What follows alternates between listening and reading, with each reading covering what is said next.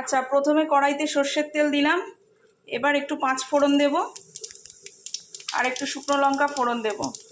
আমি এখানে টমেটো, খেজুর, আমসত্ত্ব, কিশমিশের চটচটে চাটনি করছি, কিন্তু এই চাটনিতে একটা ট্রিক আছে, আপনারা দেখতে থাকুন। এবার টমেটোটা দেব ফোড়নটা গরম হলে।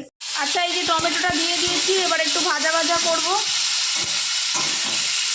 আচ্ছা, এইবার এই যে টমেটোটা ভাজা ভাজা হয়ে গেছে, এবার এর মধ্যে খেজুর, কিশমিশ আর একটু ছোট ছোট করে কেটে রাখা আমসত্ত্ব দিলাম, দিয়ে আবার একটু ভেজে নেব।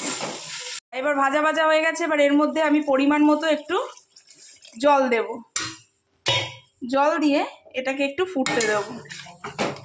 এই যে ভালো করে ফুটে এসেছে, এবার দেখুন, এবার এই যে এই ট্যাঙ্গি ফ্লেভারটা আনার জন্য আমি একটু তেঁতুলের কাঠ দিলাম।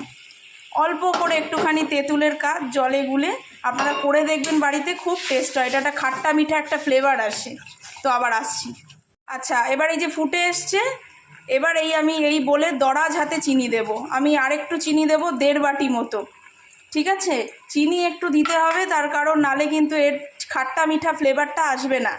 আচ্ছা, এবার ফুটে এসছে চাটনিটা, এই কনসিস্টেন্সিতেই আমি নামিয়ে নেব। আপনারা এটা এই বর্ষার দিনে খিচুড়ি দিয়ে খান, পাঁপড় ভাজা দিয়ে খান। এই চাটনিটার সাথে একটু পাঁপড় ভাজা নেবেন, ভাল লাগবে। টক মিষ্টি একটা ফ্লেভার আছে।